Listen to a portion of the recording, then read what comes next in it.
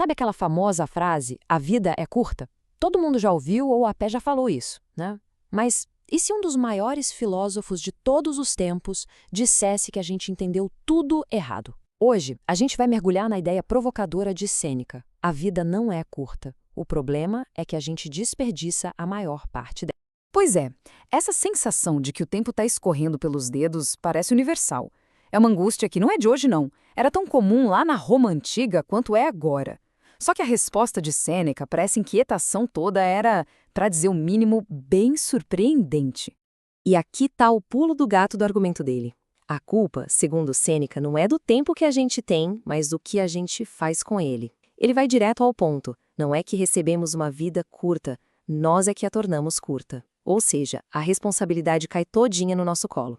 Ok, então, como exatamente a gente joga fora esse nosso bem mais valioso?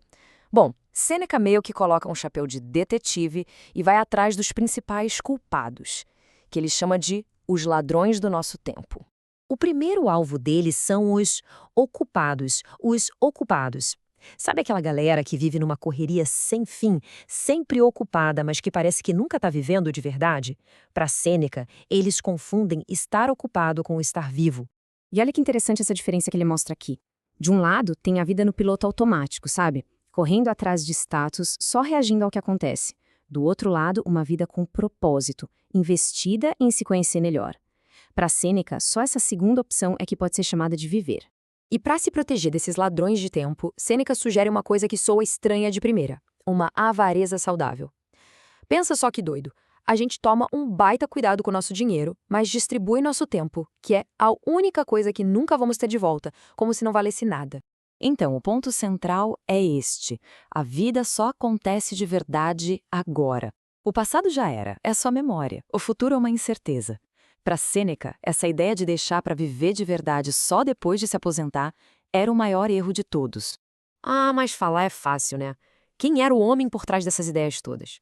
Pois é, a própria vida de Sêneca foi o maior teste de fogo para a filosofia dele. Uma vida cheia de poder, riqueza e, claro, muitas contradições. Essa linha do tempo já dá uma ideia da montanha-russa que foi a vida dele.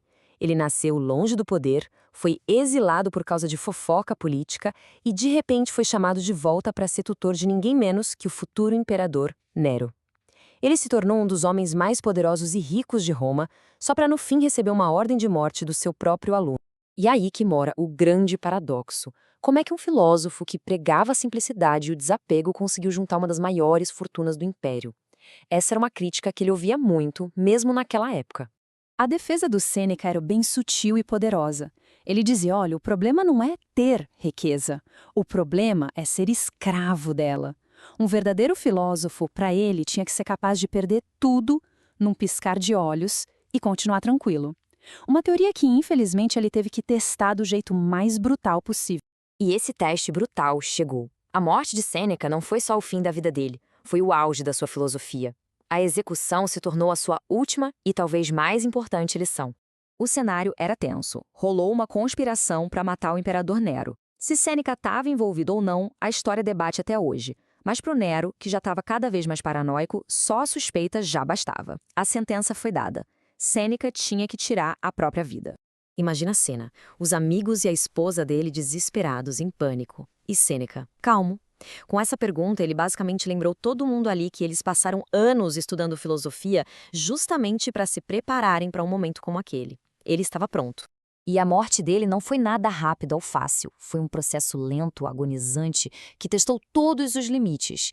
Mesmo assim, ele se manteve lúcido o tempo todo, transformando a própria morte em um ato de filosofia, ditando suas últimas palavras até o fim.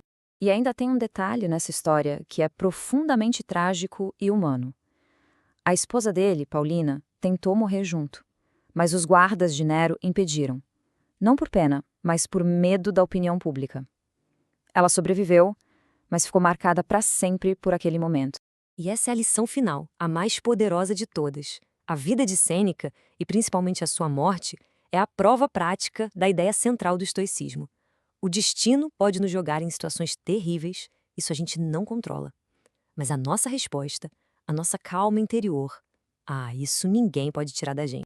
E assim, a provocação de Sêneca volta para a gente, não como uma questão filosófica distante, mas como um espelho.